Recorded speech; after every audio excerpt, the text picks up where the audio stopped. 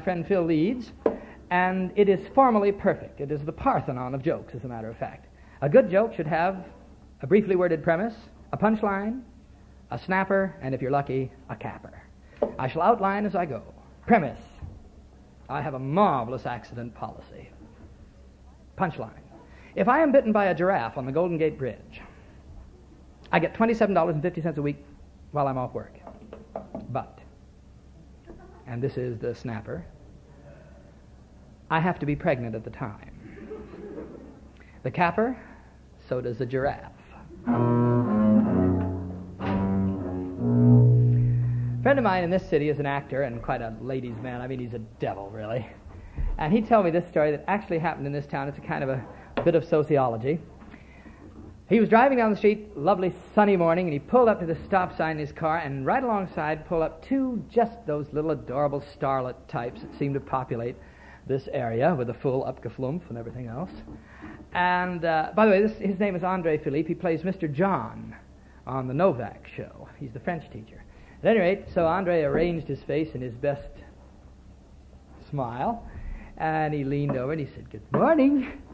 And the girl that was driving went like this.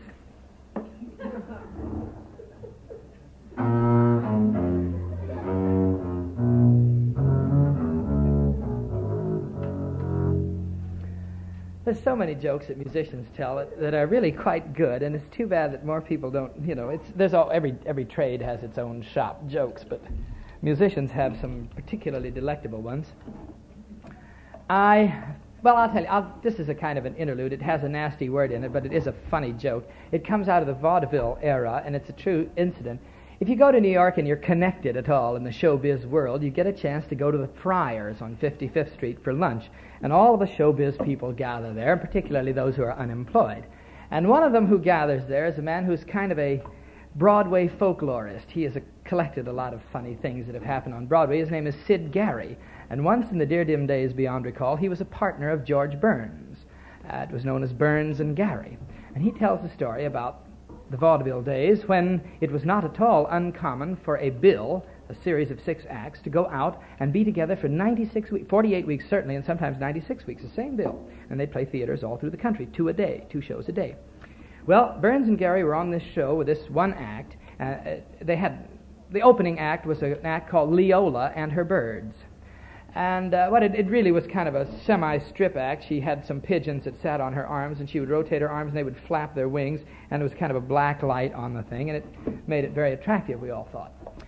Also and in the background, they had little parrots that would swing on little hammocks, sort of like this, and they would, 6 of them. They didn't do anything, they just swung. And there was another act on the bill, the famous actor William Demarest, and he is apparently a proficient and skillful practical joker.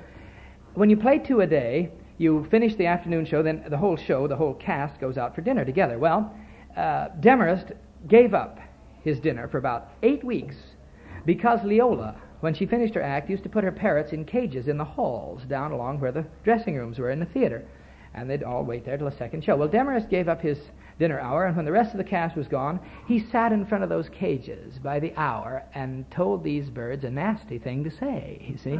But nothing happened. They never would cop out. I mean, it went on for 8-10 weeks, this brush-up course that he was giving them, all right? So one day, Leola was out there, the curtain rose, and she was flapping her hands like this, and then she took her magic wand and went over there like this to this parrot and went, "Fuck yourself!" No! And then all of the birds just went crazy. They went, "Fuck yourself! It was just terrible. Finally, the curtain came down, and the manager was backstage saying, "What seems to be the trouble? What seems to be the trouble?" Poor thing.